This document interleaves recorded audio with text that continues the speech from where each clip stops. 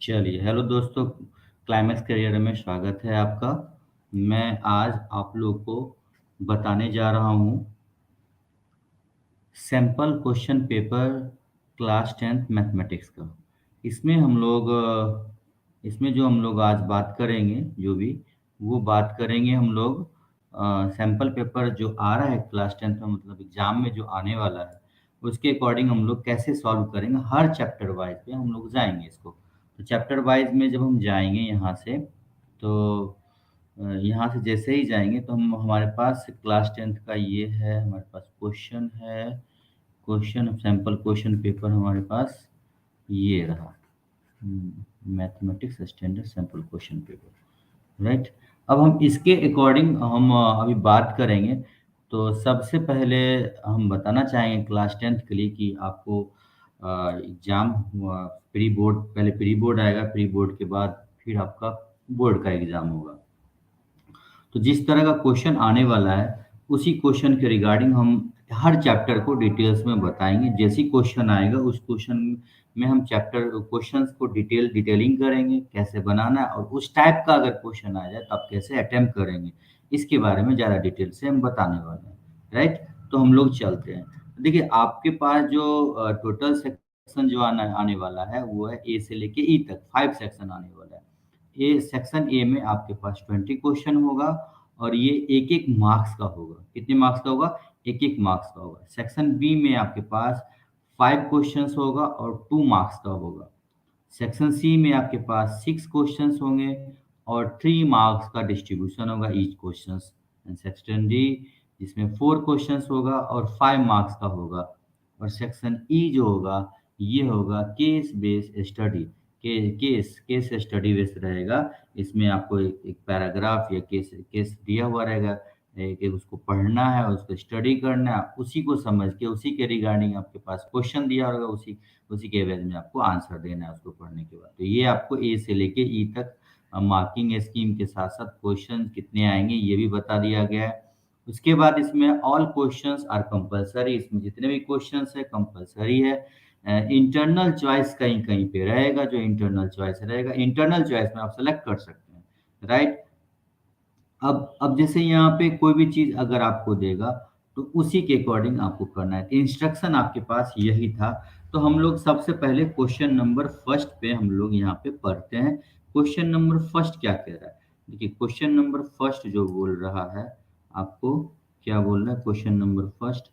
देखिए यहाँ पे।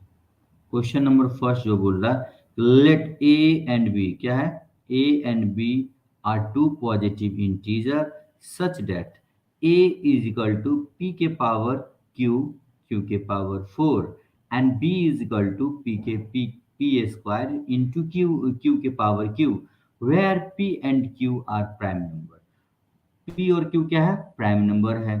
If HCF of A and B, जो नंबर गिवन है एचसीएफ, उसका एचसीएफ जो है पी के पावर एम और क्यू के पावर एन, और एलसीएम जो गिवन है ए बी, मतलब दोनों नंबर का, ए बी क्या है? नंबर है, उसका एलसीएम है पी के पावर आर एंड क्यू के पावर एस। तो आपको फाइंड करना है M plus N into R plus S. तो ये क्वेश्चन कैसे बनेगा? तो इस क्वेश्चन को बनाने के लिए हम लोग क्या करेंगे? सबसे पहले दो नंबर गिवन है। कौन कौन सा नंबर गिवन है? एक तो A is equal to given है और एक B is equal to given है। ए इज इक्वल टू क्या है? वो देखिए, ए इज इक्वल टू क्या है आपके पास? ए इज इक्वल टू है आपके पास, एक second, A is equal to है, कहाँ गया? हम्म, ये रहा। और ए इज इक्वल टू क्या है आपके पास? पीडीएफ कौन सा? पीडीएफ है आपके पास ये वाला पीडीएफ है ना। तो ए इज इक्वल टू है ए के पावर पी के पावर क्यू और क्यू के पावर 4,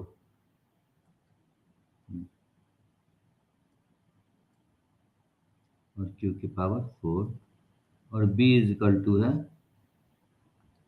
और बी इज इक्वल टू है आपके पास ये, बी इज इक्वल टू है पी के पावर 2 और क्यू के पावर 3।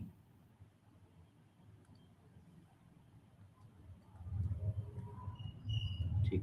अब देखिए जब दो नंबर गिवन है तो देखो एचसीएफ और एलसीएम होता क्या है, जैसे अगर आप इसका एचसीएफ निकालेंगे, एचसीएफ जो होता है हाईएस्ट कॉमन फैक्टर, क्या होता है highest common factor, highest common factor नाम है, इसमें मतलब जैसे ए और बी का अगर आपको एचसीएफ लेना है, क्या लेना है, ए और बी का आपके पास एचसीएफ लेना है, तो यहाँ पे ए और बी जो हो जाएगा आपके पास, ए और बी का आपको एचसीएफ लेना है, तो ये यानी ए और बी यहाँ पे लिख रहे हैं, ए और बी का वैल्यू क्या है आपके पास, ए और बी का वैल्यू है आपके पास ये, इन दोनों में जो कॉमन आएगा, मतलब कॉमन मतलब जो दोनों में कॉमन अवेलेबल होगा इन दोनों नंबर में, यानी पी के पावर 2 और क्यू के पावर 3, तो आपको यहाँ साफ साफ स्पष्ट पता चल रहा है इन दोनों में कॉमन कितना हो जाएगा, इसमें भी पी क्यू है और इसमें भी पी स्क्वायर है, तो पी स्क्वायर कॉमन आ सकता है, पी स्क्वायर कॉमन आ गया, क्यू के पावर 4 है, क्यू के पावर 3 है, तो क्यू के पावर 3 कॉमन आ गया, तो अंदर जो बच जाएगा आपके पास पी और क्यू बच जाएगा, क्या बच जाएगा पी और क्यू, तो ये जो कॉमन जो आता है ना, ये कॉमन, मैं कलर चेंज कर रहा हूँ, कलर चेंज करके आपको दिखा रहा हूँ, ये जो कॉमन जो आता है ये कॉमन को ही हम बोल देते हैं एचसीएफ, क्या बोल देते हैं एचसीएफ, क्या बोल देते हैं एचसीएफ, इसको क्या बोलते हैं एचसीएफ, जो चीज कॉमन आता है उसी को हम लोग क्या बोल देते हैं कॉमन, ठीक है, मैं उसी को एचसीएफ बोल देते हैं। अब इसके अलावा अगर आप अगर एलसीएम निकालते हो, क्या निकालते हो एलसीएम, तो एलसीएम भी निकालोगे, तो एलसीएम जो होता है ये होता है मैक्सिमम वाला, क्या होता है मैक्सिमम, जैसे यहाँ पे ए था, ए और बी, ए और ए का वैल्यू क्या था पी के पावर 3, क्यू के पावर 4, और बी का वैल्यू था पी के पावर 2 और क्यू के पावर 3, इस तरह का था, तो इसमें अगर एलसीएम लेंगे, एलसीएम में क्या होता है कि मैक्सिमम पावर जो जिस पे होगा वही उसका एलसीएम हो जाएगा, तो पी पे यहाँ मैक्सिमम पावर 3, यहाँ पे 2, तो मैक्सिमम पावर हो जाएगा 3, और क्यू पे मैक्सिमम पावर यहाँ 4, यहाँ पे ये हो जाएगा क्यू, तो पी इंटू क्यू के पावर 4 हो जाएगा, मैक्सिमम पावर जो है मैक्सिमम नंबर जो होगा वो हो जाएगा, तो ये एलसीएम निकल के आ गया दो नंबर का, दो नंबर का एलसीएम और एचसीएफ निकल के आ गया। अब यहाँ पे जो गिवन है क्वेश्चन, क्वेश्चन क्या पूछ रहा है जिसके अकॉर्डिंग हम लोग चलेंगे, तो क्वेश्चन हमारा जो पूछ रहा है वो क्वेश्चन हमारा ये है, क्वेश्चन जो है हमारा ये है, यहाँ देखिए यहाँ से क्वेश्चन आपको पता चल जाएगा, एक सेकेंड, क्वेश्चन जो है हमारा ये क्वेश्चन फर्स्ट में हमारा कह रहा है, अब कह रहा है एचसीएफ जो है पी के पावर एम और क्यू के पावर एन है, ये निकल गया, और एलसीएम ये, तो एम कितना आया, मतलब एचसीएफ एचसीएफ का एम और एन पार्ट है और एलसीएम का आर और एस पार्ट है, तो हो गया एक लाइन का था सॉल्यूशन। अब एचसीएफ का और एलसीएम का आपको पता चल गया, यहाँ से एचसीएफ और एलसीएम निकल चुका है, एचसीएफ आपके पास ये है, एचसीएफ आपके पास ये आया है, इसी के बारे में दिया हुआ है क्या कि P के पावर m और Q के पावर n, तो यानी आपको साफ साफ पता चल गया m इज इक्वल टू 2 और Q is equal to sorry m n is equal to 3, ये हो गया। और एक और दिया हुआ है एलसीएम, जो दिया हुआ है एलसीएम ये दिया हुआ है P के पावर r और Q के पावर s, तो r इज इक्वल टू यहाँ से कंपेयर जब करेंगे आप r इज इक्वल टू 3 और Q इज इक्वल टू यहाँ पे हो जाएगा 4, तो इसको और आगे हम फर्दर सॉल्व करेंगे। क्वेश्चन में ये पूछा जा रहा है m प्लस एन इंटू, जो आपको फाइनल आंसर निकालना m plus N into R plus S, check करा देता हूँ मैं, यही तो नहीं है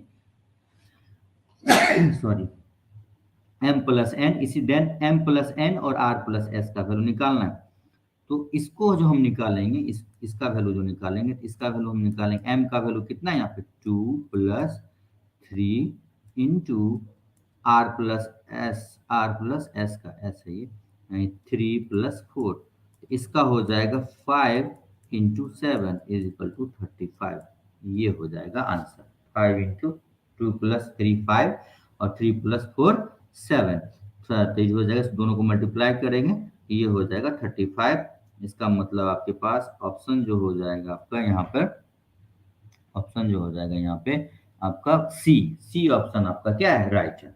तो पहला क्वेश्चन इस तरह का रहेगा, तो आपको जब भी इस तरह का क्वेश्चन आएगा तो आप इसी तरह से आप उसको क्या कर सकते हैं सॉल्व कर सकते हैं, इसी तरह से सॉल्व कर सकते हैं। अगर ये समझ में आ गया है तो आप आगे बढ़िए, ठीक है, आगे मैं बढ़ता हूँ, नहीं समझ में आ गया है तो आप कमेंट में अभी करें या फिर जब आप देखेंगे उस समय आप हमें कमेंट कर सकते हैं, हम उसका रिप्लाई ज़रूर करेंगे रिप्लाई, राइट? तो हम अगला क्वेश्चन पे चलते हैं। नेक्स्ट क्वेश्चन ये कह रहा है यहाँ से, नेक्स्ट क्वेश्चन ये है आपका कि let P be a prime number. Prime number वो होता है जो खुद के टेबल में आता है, जो किसी और से डिवाइड नहीं होता है।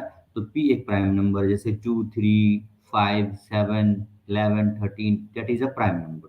The quadratic equation having its root as a factor of P is, मतलब यानी पी एक प्राइम नंबर है और एक इसमें से कौन सा क्वाड्रेटिक इक्वेशन है जो पी जो है प्राइम फैक्टर के रूप में इसको आएगा। तो आपको मैं बताना चाह रहा हूँ, जरा ध्यान से देखिएगा। इसमें इसमें ऑप्शन से हमें चलना पड़ेगा। कैसे चलेंगे ऑप्शन से? तो देखिए यहाँ पे अगर हमको ऑप्शन से चलना पड़ेगा तो उसको हम ऐसे चलेंगे। दिखाता हूँ मैं आपको।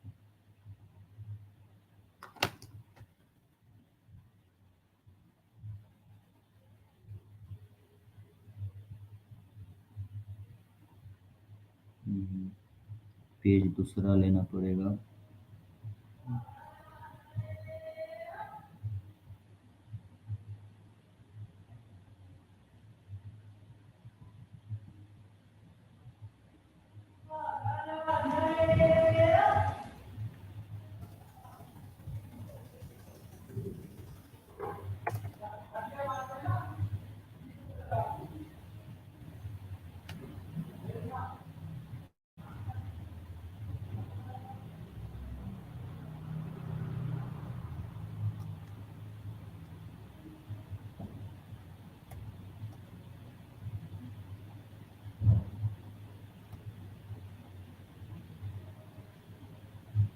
एक सेकेंड, पेन दूसरा पेज दूसरा लेता हूँ।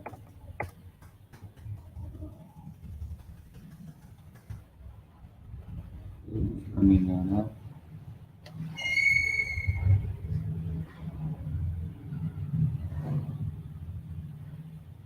चलिए सेकंड में देखिए यहाँ पे अब इसमें इसमें जो क्वेश्चन आ रहा है आपके पास, वो क्वेश्चन आ रहा है क्या कि आप जब इसको पी एक प्राइम नंबर है, तो पी जब प्राइम नंबर है तो ये क्या होगा, खुद के टेबल में डिविजिबल होगा। तो अब यहाँ पे एक फैक्टर लेके आना है। क्या लेके आना है आपको यहाँ पे? फैक्टर। तो कह रहा है कि क्वाड्रेटिक इक्वेशन जैसे P square P x plus Q, तो यहाँ पे ये हो जाएगा। अगर इसको मतलब हम कोई इक्वेशन लिखते हैं, क्या करते हैं, हम कोई इक्वेशन लिखते हैं जैसे एक्स स्क्वायर कुछ भी plus P x minus minus या प्लस कुछ भी माइनस के प्लस पी। तो इसको अगर हम माइनस करेंगे, क्या करेंगे, जैसे पी माइनस माइनस करेंगे, पी माइनस वन करते हैं या पी प्लस वन करते हैं, तो ये माइनस तब जाके फैक्टर होगा। तो यानी कहने का मतलब इसको मल्टीप्लाई करने पे भी कोई फर्क ना पड़े, मल्टीप्लाई करने पे भी कोई फर्क ना पड़े। तो p प्लस वन अगर हम ले लेते हैं तो इंटू एक्स प्लस पी, क्या होता है, हम मिडिल टर्म स्प्लिटिंग करते हैं, उस केस में हमारे पास क्या हो जाता है कि इन दोनों का इसका हम फैक्टराइज करते हैं। क्या करते हैं, इसका हम फैक्टराइज करते हैं, बीच वाले को इस तरह से फैक्टर करते हैं कि प्लस माइनस करने पे पी ही आ जाए, और क्या कहते हैं, मल्टीप्लाई करने पे इधर इन दोनों का एक्स स्क्वायर और कांस्टेंट का मल्टीपल आ जाए। तो इसमें जो आपका आपके पास जो आंसर होगा ये होगा X square minus P plus one into X plus P is equal to zero आएगा। क्या आएगा? Plus P is equal to sorry, यहाँ पे आपके पास यहाँ पे आपके पास क्या आ जाएगा, पी प्लस वन। ठीक है, ये आ जाएगा यहाँ पे, राइट। ये इसमें ज़्यादा दिमाग लगाने की जरूरत नहीं, ये आपको मैं थोड़ा सा क्वाड्रेटिक वाला और कुछ आता है तो मैं उस समय ज़्यादा बेटर से बता पाऊंगा। यहाँ पे अभी आपको थोड़ा कंसेप्ट देना पड़ेगा। वो कंसेप्ट है कि मिडिल टर्म स्प्लिटिंग, इसको कंसेप्ट को बोलते हैं कि मिडिल टर्म स्प्लिटिंग ये होता है कि जब आप किसी भी क्वाड्रेटिक इक्वेशन को सॉल्व करते हो तो मिडिल टर्म वाला जो टर्म होता है, यानी एक्स का जो कोफिशिएंट होता है, उसको इस तरह से ब्रेक करते हैं कि एक्स स्क्वायर का कोफिशिएंट और कांस्टेंट को मल्टीप्लाई करते हैं। तो जो वैल्यू आता है तो उसको जो दो टू पार्ट्स में मिडिल टर्म वाला यानी एक्स का जो कोफिशिएंट उसको जो ब्रेक करते हैं, उसके इक्वल आना चाहिए प्लस माइनस करने पर और इनटू करने पे। इनटू करने पे उन दोनों के इक्वल आना चाहिए, प्लस माइनस करने पे इसका इसके इक्वल आना चाहिए। तो ये मिडिल टर्म स्प्लिटिंग है, ये मे बी आप पढ़े होंगे, नहीं पढ़े होंगे तो आप मेरे को कमेंट करेंगे, मैं इसका वीडियो बनाने वाला हूँ, इसका वीडियो बना के मैं आपको बिल्कुल अच्छे ढंग से इस चैप्टर का ही बता दूंगा, ताकि आपको किसी भी तरह का कोई प्रॉब्लम ना आए आगे से। Next है question number third, if alpha and beta are the zeros of the polynomial F of X is equal to P X square minus two X plus three P is equal to alpha plus beta and alpha, मतलब कहने का मतलब है यहाँ पर इस question में कि sum of roots and products of root are equal. यहाँ क्या दिया हुआ है, sum of roots and product of root are equal, then P बराबर व्हाट, तो पी का वैल्यू क्या होगा।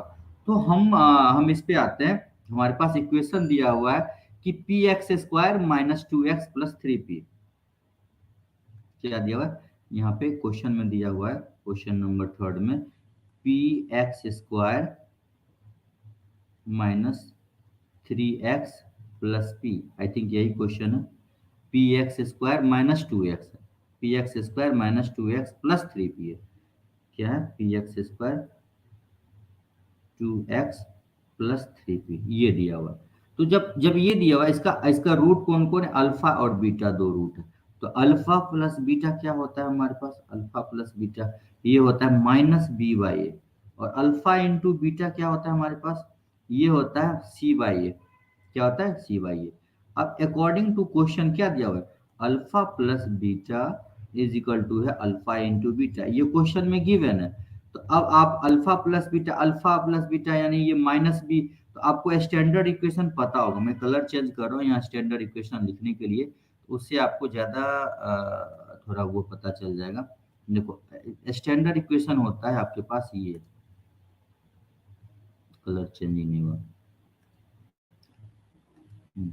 आपके पास स्टैंडर्ड इक्वेशन होता है ये A x square plus B x plus C is equal to zero, तो यहाँ पे ये जीरो जीरो के बराबर, तो यहाँ पे हो जाएगा बी के जगह पे माइनस टू है और ए के जगह पे पी है, तो आप यहाँ पे अल्फा प्लस बीटा में क्या लिख सकते हो, alpha plus beta is equal to हो जाएगा यहाँ पे माइनस और माइनस टू है, क्योंकि बी वाला माइनस आ गया, और यहाँ हो जाएगा पी, और अल्फा इंटू बीटा क्या है, अल्फा इंटू बीटा है, ये हो जाएगा सी बाई ए, सी कितना है थ्री पी अपॉन पी, तो ये हो गया। तो आपको ये बोला गया क्वेश्चन में इसके अकॉर्डिंग कि अल्फा प्लस बीटा इक्वल है, तो यानी two P, two by P is equal to हो जाएगा, कितना हो जाएगा two by P is equal to, two by P is equal to हो जाएगा अल्फा इंटू बीटा यानी थ्री पी प्लस में डिवाइडेड बाई पी, पी से पी कट जाएगा, तो क्या हो जाएगा यहाँ पे और हो जाएगा, देखिए यहाँ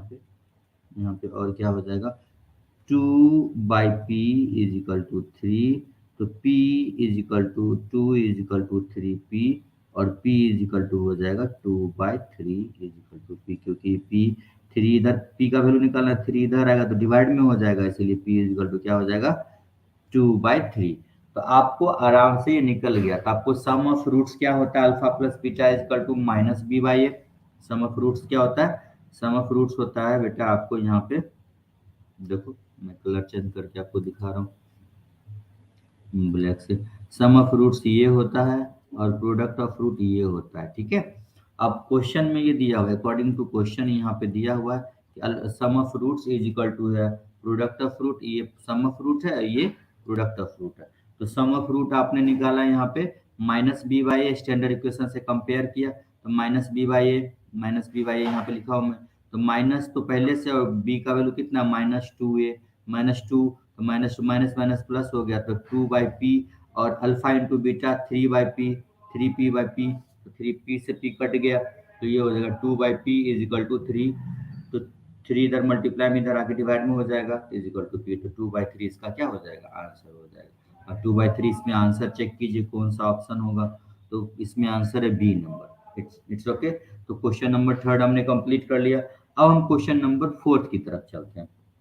क्वेश्चन नंबर फोर्थ ये बोल रहा है if the system of equation 3x plus y is equal to 1 and 2k minus 1 into x plus k minus 1 into y is equal to 2k plus 1 is inconsistent then k1, मतलब कह रहा है कि ये इक्वेशन दिया हुआ है और ये क्या इनकंसिस्टेंट है, तो के का वैल्यू क्या होगा। तो इनकंसिस्टेंट कब होता है, देखो कंसिस्टेंट तब होता है जब इसमें सॉल्यूशन हो, या यूनिक सॉल्यूशन हो या फिर मैनी सॉल्यूशन हो। इनकंसिस्टेंट तब होता है जब इसमें नो सॉल्यूशन आता है। तो नो सॉल्यूशन का केस क्या होता है, तो हमने इसमें पढ़ा था लीनियर इक्वेशन में, लीनियर इक्वेशन में हमने पढ़ा था इसमें, किसमें, लीनियर इक्वेशन में। तो इसका बनाने का तरीका आपके पास ये है, बता देता हूँ मैं। हम्म,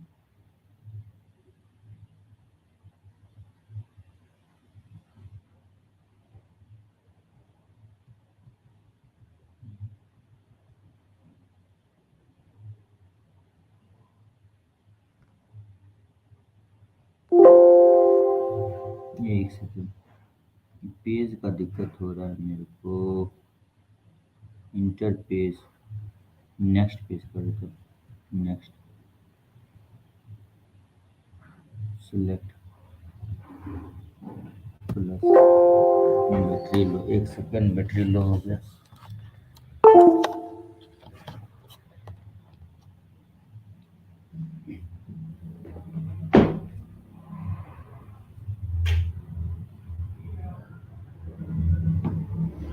हाँ,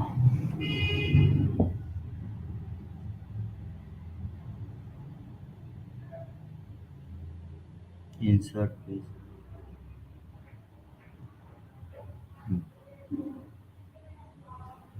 चल,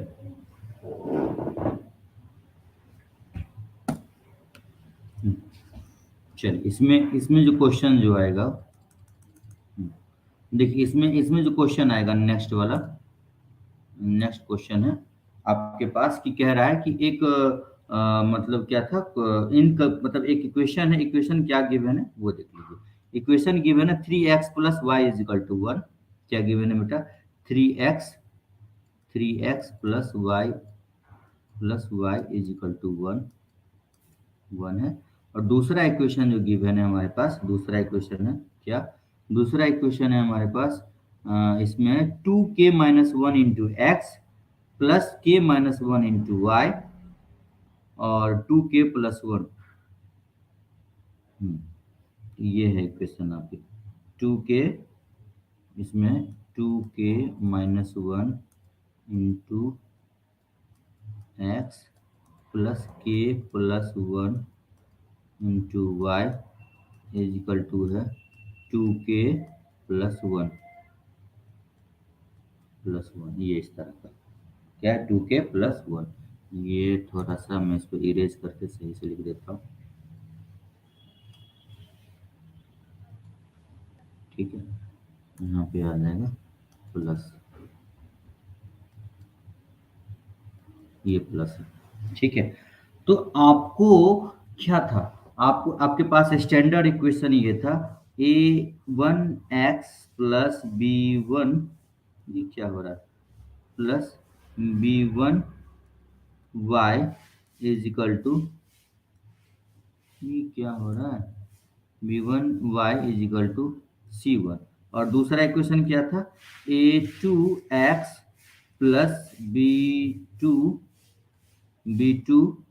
b2y is equal to c2, b2y is equal to क्या था, c2 था आपके पास, क्या था, b2y is equal to c2 था, राइट, ये था। तो हम क्या जानते हैं, जब इनकंसिस्टेंट होते, इनकंसिस्टेंट के केस में a1/a2 इज इक्वल टू होता है, ये क्यों हो रहा है ऐसा, a1, हाँ, a1x, a1/a2 is equal to होता है b1/b2 इज इक्वल टू होता है c1 बाय, क्या ओपन हो रखा है, इस तरह से प्रॉब्लम हो रहा है, यहाँ लाइट नहीं, पेन ही तो है, c1/c2 ये दे रखा है। तो अब आपके पास ये आ गया a1/a2 is equal to B, मतलब ये होता है इनकंसिस्टेंट के लिए, किसके लिए होता है, इनकंसिस्टेंट के लिए, कंसिस कंसिस इनकंसिस्टेंट के लिए, इनकंसिस्टेंट, a1/2, यानी कहने का मतलब ये हुआ कि यहाँ पे 3/2 two K minus one, 3/2k-1 is equal to हो जाएगा 1, क्योंकि y का वैल्यू यहाँ y का कोफिशिएंट कितना है 1, 1 डिवाइडेड बाय यहाँ पे क्या हो जाएगा 1/k+1, k+1 is equal to हो जाएगा यहाँ पे c, यानी 1/2k+1 ये हो जाएगा, ये तीनों हो जाएगा। ये तीनों के केस में क्या हो जाएगा, ये इनकंसिस्टेंट, क्या हो जाएगा ये इनकंसिस्टेंट।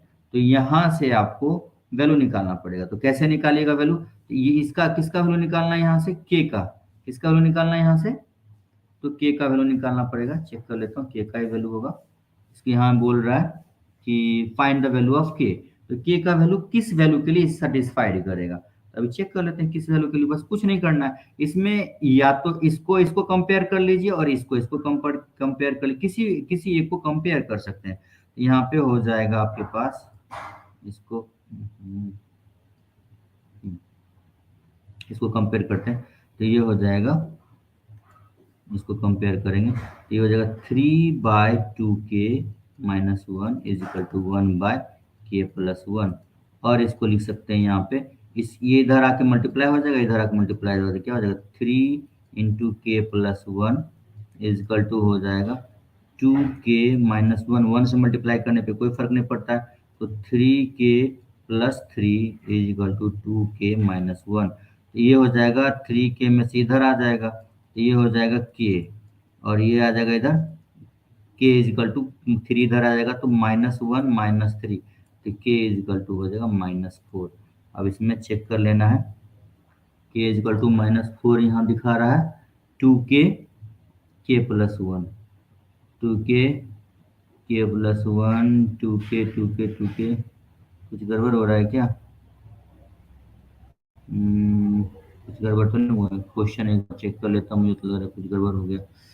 इसमें क्वेश्चन में क्या है हमारे पास, इसमें है 2k-1, अच्छा k+1 यहाँ पे आ गया था ना, इसलिए एक सेकेंड, k-1 यहाँ पे क्या है k-1, इसीलिए गड़बड़ हो रहा था, k-1 है, यहाँ पे क्या आ जाएगा -1, k-1 हो गया। अब k-1 है तो k-1 इधर आके क्या हो जाएगा, k-3 इधर आके +3 हो जाएगा, और ये हो जाएगा 2, कितना हो जाएगा 2, k इज इक्वल टू 2 आ जाएगा, कितना आंसर आ जाएगा k इज इक्वल टू 2, क्योंकि ऑप्शन में 2 था 4 था नहीं, तो मेरे को लगा क्वेश्चन पे हमने गलती कर दिया। तो यहाँ पे जहाँ पे भी है k-1 कर लीजिए, यहाँ पे k-1, यहाँ भी k-1 हो जाएगा, यहाँ भी k-1 हो जाएगा, राइट। ये है, इसमें इनकंसिस्टेंट के लिए आपको पता चल चुका है अब क्या, कि इनकंसिस्टेंट में जो हो जाएगा, ये जो मैं कलर चेंज कर रहा हूँ यहाँ से आपको पता चल जाएगा इनकंसिस्टेंट में क्या हो रहा है, इनकंसिस्टेंट में क्या हो रहा है, देखो ये होता है आपका इनकंसिस्टेंट का मेन फॉर्मूला, ठीक है। तो आपको इनकंसिस्टेंट का पता चल गया, तो अब इससे रिलेटेड, इनकंसिस्टेंट से रिलेटेड अब एक चीज और बात, इनकंसिस्टेंट जो होगा तो ये होगा, इसमें क्या होगा, लाइन पैरेलल होगा, क्या होगा, लाइन पैरेलल होगा, और कैसा होगा यहाँ पे, नो सॉल्यूशन होगा, क्या होगा बेटा, नो सॉल्यूशन। ये आपको याद रखना होगा, कई बार पूछ लेगा इनकंसिस्टेंट, कभी पे लाइन कैसा है, कभी पूछ ले कितना सॉल्यूशन होगा, नो सॉल्यूशन है या यूनिक सॉल्यूशन है, मैनी सॉल्यूशन। तो जब इस तरह का केस हो, a1/a2 is equal to b1/b2 is equal to c1/c2, तो ये 3 तरह का केस बनता है। ये इनकंसिस्टेंट होगा, लाइन पैरेलल होगा, और नो सॉल्यूशन होगा। अब बचा हुआ पार्ट क्या बच जाता है, इसमें बचा हुआ पार्ट ये बच जाता है, अभी आपको इसका थोड़ा सा रिवीजन हो जाएगा, ये 100% इस तरह क्वेश्चन आता है, हर बार आता है क्वेश्चन, तो मैं नया पेज लेके आपको दिखा देता हूँ। नया पेज ले रहा हूँ, यहाँ इंसर्ट में जा रहा हूँ, ब्लैंक पेज में ले रहा हूँ। देखो नया पेज लेने के बाद मैं यहाँ पे दिखा रहा हूँ आपको क्या, देखो इसमें ये हो जाएगा, इसमें बेटा ये हो जाएगा कि जब आपके पास standard equation a1x plus b1y plus c1 is equal to 0 दिया हुआ है, और दूसरा इक्वेशन आपके पास है a2x प्लस अरे B two Y plus C two दिया हुआ है इक्वल टू जीरो। तो ये इसका अगर सबसे पहला होता है A one by A two, A one by A two does not equal to B one by B two दिया हुआ रहे, अगर ऐसा दिया हुआ रहे तो इसमें हो जाएगा कोइंसिडेंट, क्या हो जाएगा कोइंसिडेंट में कंसिस्टेंट, कंसिस्टेंट क्या होगा कंसिस्टेंट, मैं इसको मिटा देता हूँ। कंसिस्टेंट है, क्या हो जाएगा कंसिस्टेंट, ये हो जाएगा इसका सॉल्यूशन हो कंसिस्टेंट होगा, कंसिस्टेंट। और क्या होगा यूनिक सॉल्यूशन होगा, मतलब दो अलग अलग वैल्यू यूनिक सॉल्यूशन होगा, यूनिक सॉल्यूशन। और लाइन कैसा होगा इंटरसेक्टिंग लाइन, इसको क्या बोलते हैं इंटरसेक्टिंग, इंटरसेक्टिंग लाइन, ये होगा। मतलब कहने का मतलब आपके पास A one by A two B one by A one by A two does not equal to B one by B two, तो ये लाइन कैसा होगा आपके पास कंसिस्टेंट, कैसा होगा बेटा कंसिस्टेंट होगा। फिर नेक्स्ट आ जाता है, नेक्स्ट इसमें आ जाता है कि और क्या हो सकता है, तो और इसमें हो सकता है एक और कंडीशन है कि A one by A two क्या होगा A one by A two is equal to B one by B two होगा, B one by B two होगा, but does not equal to C one by C two. तो इस case में हो जाएगा line कैसा हो जाएगा, इस केस में लाइन जो हो जाएगा आपके पास वो हो जाएगा क्या कोइंसिडेंट, क्या हो जाएगा कोइंसिडेंट, और क्या हो जाएगा कोइंसिडेंट, और हो जाएगा कोइंसिडेंट हो जाएगा, और कंसिस्टेंट होगा, कैसा होगा कंसिस्टेंट, कंसिस्टेंट होगा। और हो जाएगा आपके पास मैनी सॉल्यूशंस हो जाएगा, क्या हो जाएगा मैनी सॉल्यूशंस, मैनी सॉल्यूशंस हो जाएगा, ये याद रखना है। तो इस चैप्टर का इस पे वेस्ट एक से दो क्वेश्चन पूछा जाएगा आपको, 2 मार्क्स आपके लिए कंफर्म हो चुका है, आप इसको अच्छे तरीके से कर लो, राइट। अब हम चलते हैं नेक्स्ट क्वेश्चन पे। नेक्स्ट क्वेश्चन है हमारा यहाँ पे क्या, तो नेक्स्ट क्वेश्चन है हमारा यहाँ से आपके पास दिया हुआ है कि question number 5, if the vertices of a parallelogram PQRS taken in order are these then coordinate of its fourth vertex SR। तो देखो जैसे ही इसका PQRS आपके पास 3 कोऑर्डिनेट दे दिया और आपसे पूछ रहा है कि इसका फोर्थ कोऑर्डिनेट का वर्टेक्स क्या होगा, तो आप यहाँ से देख लो काउंटेड क्या बोले कोऑर्डिनेट्स है ना, पैरेललोग्राम में पी क्यू आर है और एस एक और है, तो पी का कितना है 3 4। पहले यहाँ पे हम एक पेज ले लेते हैं, यहाँ से पी क्यू आर एस एक पैरेललोग्राम बना लेते हैं, क्या बनाते हैं पैरेललोग्राम, पी क्यू आर एक हम पैरेललोग्राम बना लेते हैं।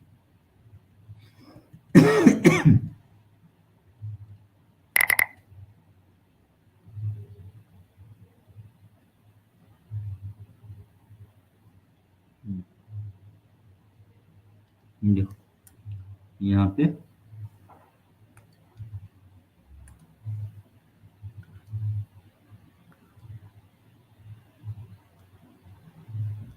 ये P है, ये Q है, ये R है और ये S है। तो P का कोऑर्डिनेट क्या दिया हुआ है, P का कोऑर्डिनेट दिया हुआ है 2 3 आई थिंक 2 3, और Q का कोऑर्डिनेट क्या दिया हुआ है, P का 2 3 3 4 था सॉरी, -2 3 3 4, एक सेकंड 3 4 मिटा देता हूँ, ये है यहाँ पे 3 4 है, क्या है 3 4 -2 3, और लास्ट वन में क्या है, लास्ट में है -3 -2, लास्ट में है -3 -2। इसका रिलेट कर लीजिए एक्स वाई कुछ भी। तो देखिए पैरेललोग्राम में क्या होता है, पैरेललोग्राम का अगर प्रॉपर्टीज आप देखेंगे तो आपका पैरेललोग्राम में प्रॉपर्टीज होता है कि ये इसका जो डायगोनल होता है, कौन डायगोनल, डायगोनल जो होता है एकदम मिड पॉइंट, दोनों डायगोनल आपस में मिड पॉइंट पे कट करता है, यानी यहाँ से यहाँ और यहाँ से यहाँ इक्वल होता है। तो इसके सहारे से हम क्या कर लेंगे, इसका मिड पॉइंट निकाल लेंगे। मिड पॉइंट ओ है, तो ओ का कोऑर्डिनेट हम लेट कर लेते हैं एक्स, इसको ले लेते हैं x1 y1 और इसको ले लेते हैं एक्स और वाई। तो मिड पॉइंट का फॉर्मूला क्या होता है, तो मिड पॉइंट के लिए सेक्शन फॉर्मूला हो जाता है। मिड पॉइंट के लिए सेक्शन फॉर्मूला हो जाता है, क्या होता है सेक्शन फॉर्मूला, सेक्शन फॉर्मूला क्या होता है देख लीजिए। सेक्शन फॉर्मूला से निकलेगा, ये फॉर्मूला से निकलेगा, मिड पॉइंट के लिए होता है, यानी ये एक्स के लिए होता है x1 प्लस x2/2 और y is equal to y1 plus y2/2। अब ये क्या है x1 y1, तो p का कोऑर्डिनेट x1 ये y1 ये x2 ये y2, तो x इज इक्वल टू हो जाएगा यहाँ पे x1 यानी 3 और ये हो जाएगा -3/2। एक्स इज इक्वल टू हो गया 0 और y1 इज इक्वल टू हो जाएगा 4 और माइनस प्लस -2/2, तो y इज इक्वल टू हो जाएगा 2/2, y इज इक्वल टू हो जाएगा 1। यानी आपको पता चल गया ये 0 है और 1 है। तो अब क्या करेंगे हम, 0 1 जब निकल चुका है हमारे पास कोऑर्डिनेट, तो फिर से हम मिड पॉइंट, इधर से मिड पॉइंट के का ही, ये भी तो मिड पॉइंट की तरह इधर के लिए भी ट्रीट करेगा। तो मिड पॉइंट के फॉर्मूला से इसको भी निकाल सकते हैं, कैसे, इसका हमने लेट किया कि मिड पॉइंट का, यानी मिड पॉइंट हमारे पास क्या है, ऐसा लाइन है ना, ऐसा। तो इस यहाँ पे ओ दिया हुआ है 0 और 1 और ये दिया हुआ है x और y और ये इधर वाला गिवन है हमारा, क्या इधर वाला जो गिवन है देखिए यहाँ पे -2 और 3। तो फिर से हम उस लाइन का, इस लाइन मिड पॉइंट का हम जानते हैं, क्या जानते हैं मिड पॉइंट के बारे में, ये हो जाएगा 0 यानी x यानी 0 इज इक्वल टू क्या हो जाएगा, दिस प्लस दिस यानी -2 प्लस x, तो ये x इज इक्वल टू 2 हो गया। अगर y निकालोगे तो 1 इज इक्वल टू हो जाएगा क्या, y प्लस 3, तो y इज इक्वल टू हो जाएगा -2। आपके पास कोऑर्डिनेट आ गया 2 और -2, ये इसके बराबर ये आ गया। यही था आपके पास ऑप्शन में होगा 2 और -1 आ रहा है, मैं गलती कर रहा हूँ क्या, 2 क्वेश्चन नंबर 5 क्या कह रहा है क्वेश्चन, एक बार कहीं गलती हो रहा है, इसका ऑप्शन मैच नहीं कर रहा है, एक सेकंड। यहाँ पे 2 नहीं मैच नहीं कर रहा है, 3 4 -2 3 -3 -2, एक बार चेक कर लेता हूँ। हमारे पास जो कोऑर्डिनेट निकल के आया, एक सेकंड, हमारे पास 3 4 -2 3 और -3 -2 -3 -2 -2 3 -2 3 -2 3 -3 -2, ठीक तो है, ठीक तो है। फिर इधर से 3 -3 0 हो जाएगा y, 4 और -2 तो 2/2 1 हो जाएगा। तो 0 और 1 आया ना वैल्यू, यहाँ पे 0 और 1 आया और यहाँ पे क्या है, यहाँ पे है -2 और 3, यहाँ पे क्या है,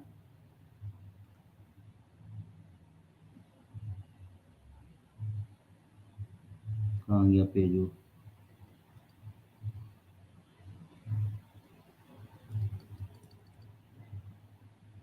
हाँ, यहाँ पे हमारे पास 3 और -3, 3 ये तो ये हो चुका है, ये है ये 0 0 इज इक्वल टू हो जाएगा, अच्छा हाँ गलती तो कर ही दिया यहाँ पे, हाँ इसके नीचे 2 भी आएगा, क्या आएगा इसके नीचे, 2 भी तो आएगा, 2 भी तो आएगा, वहाँ 0 था तो कोई फर्क नहीं पड़ा, यहाँ 2, तो 2 इज इक्वल टू क्या हो जाएगा, इसको कट कर देते हैं, तो इधर 2 आके मल्टीप्लाई हो जाएगा, 2 is equal to Y plus 3 इधर आ जाएगा तो y इज इक्वल टू -1। आपके पास कोऑर्डिनेट हो गया x y is equal coordinate हो जाएगा, y का वैल्यू x का वैल्यू कितना है 2 और -1, इसका ऑप्शन हो जाएगा, ऑप्शन नंबर हो जाएगा, देखते हैं ऑप्शन नंबर कौन सा हो जाएगा, इसका ऑप्शन नंबर हो जाएगा 5 का 2 - 1 सी, 2 - 1 ये हो जाएगा। अब क्वेश्चन नंबर 6 पे चलते हैं, किस पे चलते हैं हम लोग, क्वेश्चन नंबर 6 पे। क्वेश्चन नंबर 6 कह रहा है ABC triangle ABC and triangle PQR if M is equal to P N. क्या दिया हुआ है? A M is equal to P N are altitude of triangle ABC and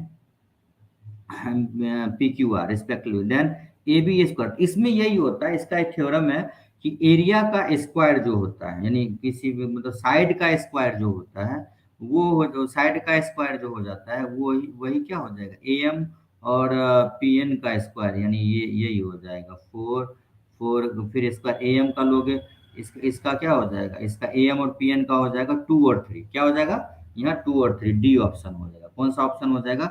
D option हो जाएगा। ठीक है, तो इस तरह से हम लोग क्या करते हैं, इस तरह से क्वेश्चन सॉल्व करते हैं। क्वेश्चन 6 तक हमने सॉल्व कर चुका है। इसको ही पढ़ाएंगे क्योंकि अभी ये चैप्टर अभी बिल्कुल पढ़ाई नहीं हुआ होगा अब स्कूल में, तो इसको हम डिटेल्स में इसके चैप्टर के साथ पढ़ाएंगे। और ट्रिग्नोमेट्री आपको हो चुका होगा, ट्रिगोनोमेट्री आपको हो चुका होगा। ट्रिग्नोमेट्री का क्वेश्चन मैं यहाँ पे सॉल्व करके दिखाता हूँ आपको कि क्वेश्चन नंबर क्या है। यहाँ पे क्वेश्चन कह रहा है x into tan sixty into cos sixty X is equal to, यहाँ पे आपको नया पेज लेकर मैं दिखाता हूँ, इंसर्ट इंसर्ट ब्लैंक पेज। तो यहाँ पे दिया हुआ है x, क्या दिया हुआ बेटा? x x is equal to x into cos sorry sine 60 into cos 60 is equal to क्या दिया हुआ है क्वेश्चन में, एक बार और देख लेता हूँ। Tan sixty into cos 60 is equal to sine 60 into cot 60। Tan cos sine cot सब 60 ही 60 है, तो ये 10 है, इसको मिटा कर मैं 10 कर देता हूँ। ये 10 है, x into tan 60 into cot is equal to है साइन 60 इंटू कॉट 60 डिग्री। ये तो इसमें कुछ भी नहीं, वैल्यू पुट करना है। टेन 60 का वैल्यू होता है √3, ये क्या होता है इंटू √3। कॉस 60 का होता है 1/2 इज इक्वल टू साइन 60 का होता है √3/2 और कॉट 60 का होता है 1/√3। इस √3 से ये √3 कट जाएगा, इस 2 से ये 2 कट जाएगा, तो x इज इक्वल टू हो जाएगा 1/√3। x इज इक्वल टू क्या हो जाएगा 1/√3। अब ऑप्शन से चलते हैं, ऑप्शन में हमें पता चल जाएगा। तो हमें कह रहा है कि cos 30 डिग्री होता है 2 √3/2, तो ये होगा नहीं। टेन 30 डिग्री, तो ये होता है टेन 30 डिग्री 1/√3, तो यही तो होगा, यही हो जाएगा। टेन 30 के बराबर हो जाएगा ये किसके बराबर हो जाएगा? Ten 30।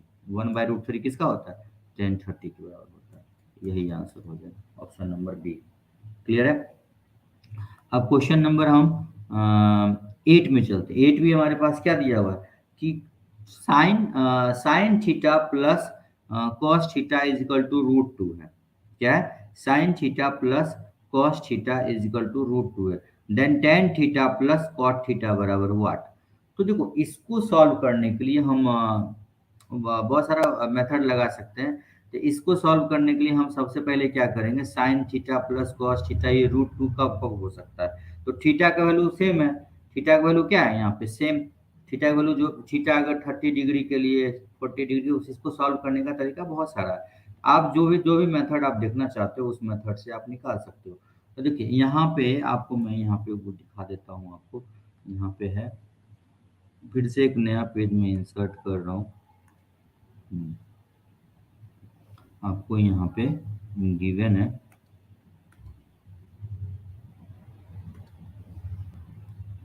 cos theta plus sine theta is equal to √2। क्या है यहाँ पे? √2। अच्छा √2 है यहाँ पे, तो √2 है तो इसको कैसे करोगे? अरे हमें तो पता ही नहीं है √2 का क्या होगा। तो हम यहाँ पे 2-3 तरह का कर सकते हैं, या तो स्क्वायर करके आप कर सकते हो, या नहीं तो और भी मेथड है। स्क्वायर करोगे तो क्या होगा, स्क्वायर करोगे तो उस केस में भी निकाल सकते हो। नहीं तो आप क्या कर सकते हो, इसमें ना, इसमें इसमें हम लोग क्या कर सकते हैं, एक और मेथड हम कर सकते हैं कि 1/√2 क्या होता है, 1/√2 प्लस 1/√2। आपको पता होगा साइन 45 डिग्री का कितना बेटा, साइन 45 डिग्री जो होता है वो होता है 1/√2 और कॉस 45 भी क्या होता है 1/√2 1/√2। जब इन दोनों को सॉल्व करेंगे तो √2 हो जाएगा, ये 1 + 1 हो जाएगा, तो 2/√2। तो 2 को क्या लिख सकते हो, 2 को लिख सकते हो √2 इंटू √2 अब बाय √2। तो यही तो था, यानी cos theta is equal to यहाँ पे क्या है, theta is equal to 45 degree है। अब क्या है tan theta plus cot theta निकालना है। तो थीटा की जगह 45, टेन 45 और प्लस कॉट 45। तो कॉट टेन 45 और कॉट 45 कितना हो जाएगा, टेन 45 1 और कॉट 45 1, तो 1 + 1 2 हो जाएगा। कितना हो जाएगा, 1 + 1 2 हो जाएगा। इसका आंसर क्या हो जाएगा, 2। क्या हो जाएगा बेटा आंसर, 2 हो जाएगा। कितना हो जाएगा, 2। आया समझ में, नहीं आया समझ में, ट्रिको का भी पढ़ाऊंगा उस समय। तो और डिटेल्स में हम लोग जाएंगे, अभी फिलहाल आपको यहाँ से देख लीजिए यहाँ पे किस तरह से आपको क्वेश्चन चल रहा है। तो हमने आज लगभग कितना क्वेश्चन, 8 क्वेश्चन सॉल्व किया है। अभी और भी क्वेश्चंस करेंगे, थोड़ा आज मेरा फर्स्ट डे था आप लोगों को इंटरेक्शन करने का, तो मैं आज ज़्यादा लंबा नहीं लूंगा। अगर आपको अच्छा लगा हो तो आप इसको लाइक करें, सब्सक्राइब करो। हमारा ऐप है क्लाइमेक्स करियर के नाम से, तो क्लाइमेक्स करियर आप ऐप डाउनलोड कीजिए, वहाँ पे फ्री में आप क्लास 10, क्लास 11, क्लास 9 या कंपटीशन का हर तरह का आप मैथ, साइंस और भी चीज़ों का रीजनिंग का रिलेटेड वीडियो आप देख सकते हैं, और जो कि आपके हर एग्जाम के लिए हेल्पफुल होगा। Thank you so much. जय हिंद।